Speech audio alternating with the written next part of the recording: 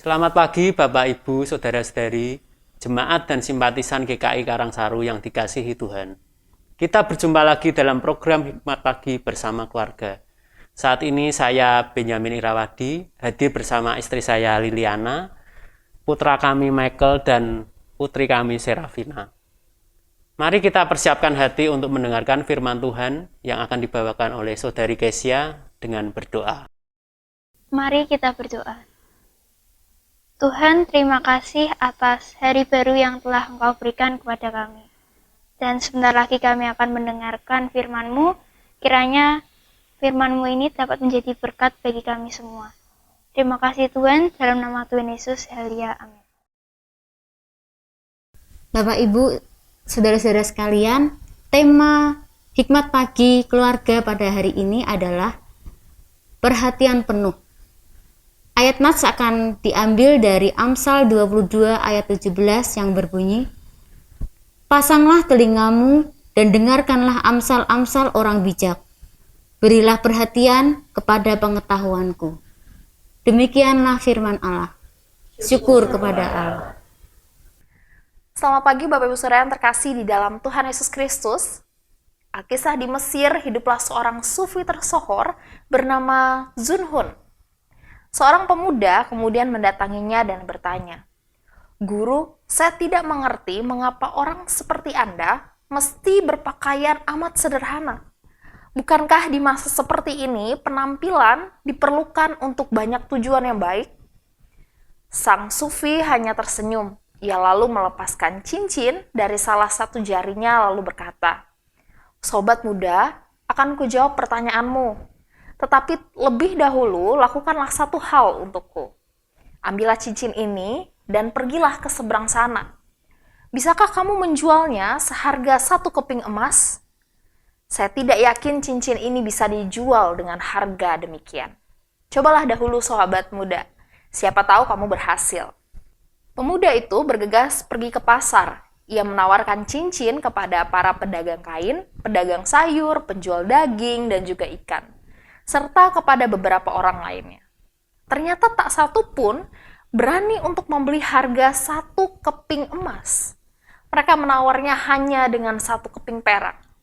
Tentu saja pemuda itu tidak berani untuk menjualnya dengan harga 1 keping perak. Ia kemudian kembali ke tempat Zunhun dan melapor, "Guru, tak seorang pun berani menawar dari harga 1 keping perak." Zunhun sambil tersenyum, dia kemudian berkata, "Sekarang pergilah kamu ke toko tukang emas di belakang jalan ini. Cobalah perlihatkan kepada pemilik toko tukang emas itu, jangan buka harganya. Dengarkan saja bagaimana ia memberikan penilaian." Nah, kemudian pemuda itu pergi ke toko emas yang dimaksud. Ia kemudian kembali kepada Zunhun dengan raut wajah yang lain. Ia kemudian melapor, "Guru, ternyata para pedagang di pasar tidak tahu nilai sesungguhnya dari cincin itu. Pedagang emas menawarnya dengan harga 1.000 keping emas. Rupanya cincin ini memiliki nilai 1.000 kali lebih tinggi daripada yang ditawar oleh para pedagang di pasar." Zunhun tersenyum simpul sambil berujar lirih. Itulah jawaban atas pertanyaanmu tadi, sobat muda. Seseorang tidak bisa dinilai dari pakaian, tidak bisa dinilai dari emas permata yang ada dalam dirinya. Tetapi hanya bisa dilihat jika kita mampu untuk melihat apa yang ada dalam kedalaman jiwanya. Diperlukan perhatian yang penuh untuk melihat sampai ke dalam jiwa seseorang. Kita tidak bisa menilai hanya dengan tutur kata, sikap yang kita dengar, dan juga kita lihat secara sekilas. Untuk bisa membaca dan memahami suatu peristiwa dan keadaan seseorang, kita dimampukan untuk memiliki perhatian yang penuh. Seorang dokter hanya bisa memberikan resep obat yang tepat jika ia telah memberikan pasiennya dengan perhatian yang penuh pada setiap gejala dari keluhan sang pasien. Seorang anak muda tidak akan bisa memahami pelajaran di sekolah dengan baik jika ia tidak memberi perhatian yang penuh pada penjelasan dari sang guru.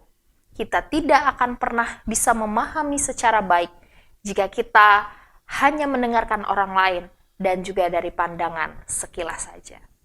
Penulis Amsal memberikan nasihat kepada para pembacanya untuk memasang telinga dan mendengar amsal-amsal orang bijak. Orang yang memberikan perhatian penuh pada apa yang diajarkan tentu dapat memberi jawab ketika persoalan diujikan kepadanya. Karakter ini juga dibutuhkan oleh orang-orang yang berniat menjadi seorang pemimpin. Seorang pemimpin harus terbiasa untuk memberikan perhatian penuh pada situasi yang sedang dihadapinya, sehingga ia bisa bertindak dengan tepat dan benar. Jika anak-anak berharap kelak menjadi seorang pemimpin, tentu harus terus berlatih untuk selalu memberikan perhatian yang penuh pada nasihat orang tua, pada penjelasan guru, terutama kepada firman Tuhan. Amin. Mari kita berdoa. Bapa Maha Kasih di dalam Kristus, terima kasih Tuhan. Hari ini kebenaran firman-Mu mengingatkan kepada setiap kami, bagaimana kami anak-anak-Mu menjadi orang-orang yang terus memiliki perhatian penuh kepada apa yang ada di sekitar kami.